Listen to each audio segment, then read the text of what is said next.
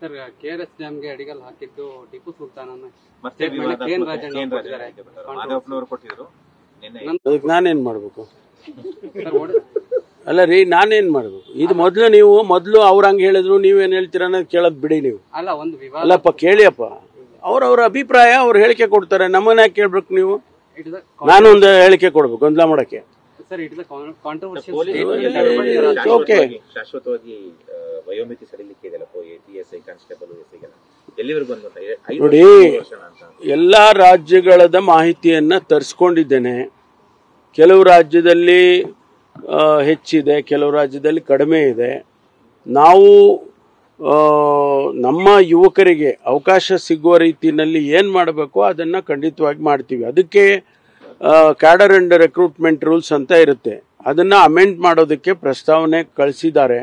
ಅದನ್ನ ನಾವು ಎಕ್ಸಾಮಿನ್ ಮಾಡಿ ಆದಷ್ಟು ಶೀಘ್ರವಾಗಿ ಅದನ್ನ ಮಾಡ್ತೇವೆ. ಈ ವಯೋಮಿತಿಯನ್ನ ಸಡಿಲ ಮಾಡ್ತಕ್ಕಂಥದ್ದು ಅಥವಾ ಹೆಚ್ಚು ಮಾಡುವಂಥದ್ದನ್ನ ಮಾಡ್ತೀವಿ.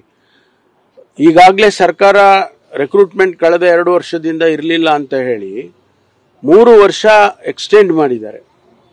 ಅಂದ್ರೆ ಆ ಜನ ಯಾರು 2 ವರ್ಷ ಕಳ್ಕೊಂಡಿದ್ರು ಅವ್ರಿಗೂ ಅವಕಾಶ ಸಿಗಲಿ ಅಂತೇಳಿ 3 ವರ್ಷ ಎಲ್ಲರಿಗೂ ಕೂಡ ಒನ್ ಟೈಮ್ ಅಂತ ಮಾಡಿದ್ದಾರೆ. ಆದರೆ ಪೊಲೀಸ್ ಇಲಾಖೆಯಲ್ಲಿ ನಾವು ಪರ್ಮನೆಂಟ್ ಆಗಿ ಮಾಡಬೇಕಾಗುತ್ತೆ. ಅದನ್ನ ನಾವು ಕ್ಯಾಡರ್ ಅಂಡ್ ರಿಕ್ರೂಟ್ಮೆಂಟ್ ರೂಲ್ಸ್ ಅನ್ನು ಅಮೆಂಡ್ ಮಾಡಬೇಕು. ಅದನ್ನ ಮಾಡ್ತಾ ಇದ್ದೀವಿ. ಬಹುಶಃ ವಾರ 10 ದಿವಸದಲ್ಲಿ ಮುಗಿಸ್ತೀವಿ. 5 ವರ್ಷಕ್ಕೆ ಎಕ್ಸ್ಟೆನ್ಷನ್ ಕೇಳಿದ್ರು. Thank you.